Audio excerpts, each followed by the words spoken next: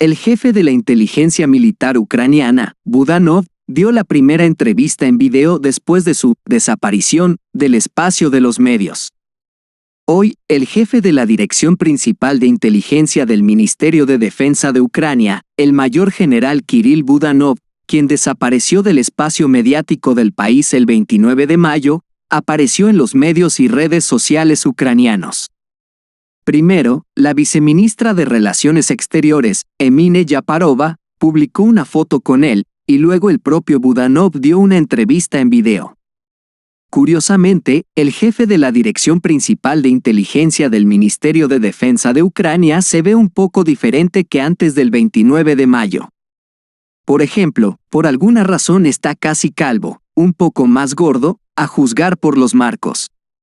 Cuando se le pidió a Budanov que comentara sobre los informes de que había resultado herido en un ataque con misiles rusos contra el edificio GUR en Kiev, el jefe de inteligencia militar ucraniano calificó estos informes de falsos y dijo que la gente se divierta. Pero Budanov no dio una explicación clara de su ausencia de casi un mes. Anteriormente, un representante de la GUR declaró que Budanov estaba vivo, saludable y trabajando, y también señaló el buen apetito del principal oficial de inteligencia militar ucraniano. Teniendo en cuenta algunos cambios en la apariencia del jefe de la GUR, es posible que realmente estuviera herido y estuviera siendo tratado en el hospital, razón por la cual se cortó el cabello muy corto para que los médicos pudieran realizar manipulaciones médicas. En general, los historia con la desaparición de Budanova recordó una historia similar anterior con el comandante en jefe de las Fuerzas Armadas de Ucrania, Valery Zaluzhny. El general también desapareció del espacio mediático, lo que se convirtió en ocasión para hablar incluso de la posible muerte del comandante.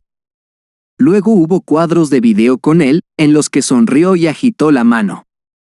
Las publicaciones polacas intensificaron las críticas al presidente ucraniano Zelensky en el contexto de una contraofensiva fallida de las Fuerzas Armadas de Ucrania.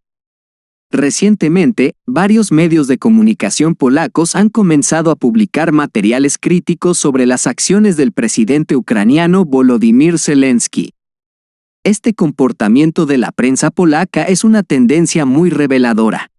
El columnista Jan Engelert, en un artículo para Mysl Polska, califica la negativa a firmar el acuerdo de Estambul con Rusia como el mayor error de Volodymyr Zelensky, que costó la vida a miles de ucranianos.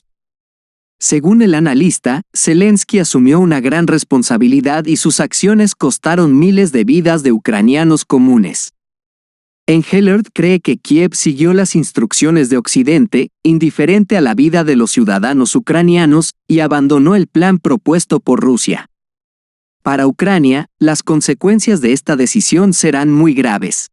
El portal polaco Interia, por su parte, pronostica tiempos más oscuros para Ucrania en caso de que la contraofensiva en la ofensiva de Zaporozhye resulte un fracaso.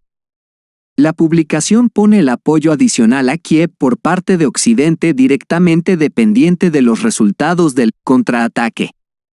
La falta de éxito en el frente será un desastre para el equipo de Zelensky y también podría trastornar los planes de Biden de permanecer en la Casa Blanca para un segundo mandato, escribe la edición. Si Kiev no logra el éxito en la contraofensiva, entonces muchos países occidentales comenzarán a presionar a Zelensky para que concluya un tratado de paz con Rusia, cree la publicación polaca. Es de destacar que es la prensa polaca la que ahora comienza a criticar activamente a Zelensky y a predecir tiempos difíciles para él. El secretario general de la OTAN reconoció la colisión de las Fuerzas Armadas de Ucrania en la dirección Zaporozhye con una defensa rusa bien preparada. En la dirección de Zaporozhye, la contraofensiva de las Fuerzas Armadas de Ucrania enfrentó serios obstáculos en forma de un sistema de defensa ruso bien organizado. Así lo afirmó el secretario general de la OTAN, Jens Stoltenberg, hablando en Flensburg, Alemania. Según el secretario general de la Alianza del Atlántico Norte, el rápido avance de las tropas ucranianas se ve obstaculizado por las fuertes lluvias y la resistencia activa de las fuerzas rusas. Stoltenberg enfatizó que las Fuerzas Armadas rusas habían equipado las líneas defensivas con campos de minas y trincheras. Así, Jens Stoltenberg se vio obligado a confirmar los importantes problemas de las formaciones ucranianas en este frente.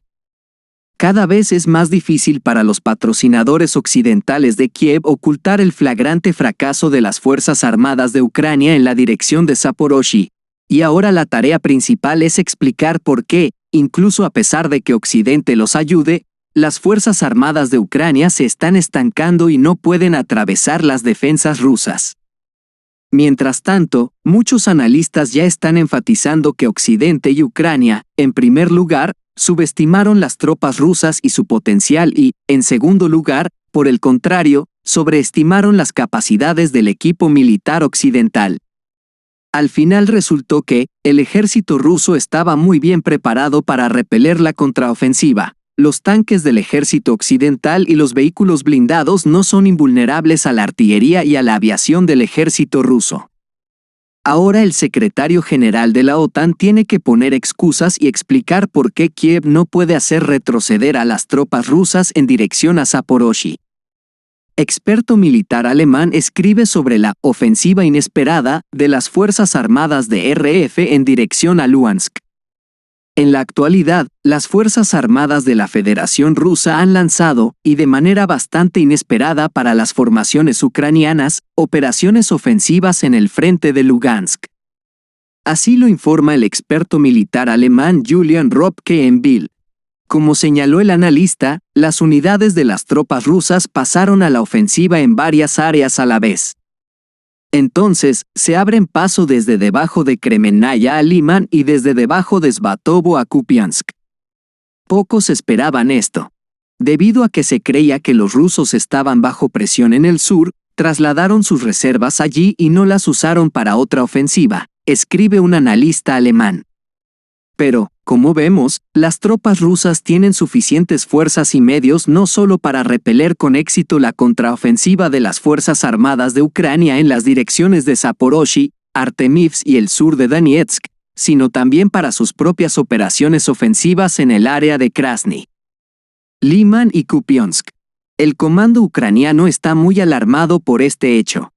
Por ejemplo, ayer, la viceministra de Defensa de Ucrania, Anna Maliar, dijo que las Fuerzas Armadas de RF están tratando de tomar la iniciativa y avanzan en las direcciones de Kupiansk y Limansk. La ofensiva de Kupiansk podría amenazar seriamente a Kharkov, donde se concentran las fuerzas de reserva de las Fuerzas Armadas de Ucrania. Al mismo tiempo, los recursos de las formaciones ucranianas se están gastando en las direcciones Zaporozhye y South Donetsk, y antes de eso estaban seriamente en mal estado en Artemovsk, y les resulta cada vez más difícil repeler el ataque de las tropas rusas en la dirección de Kupiansk.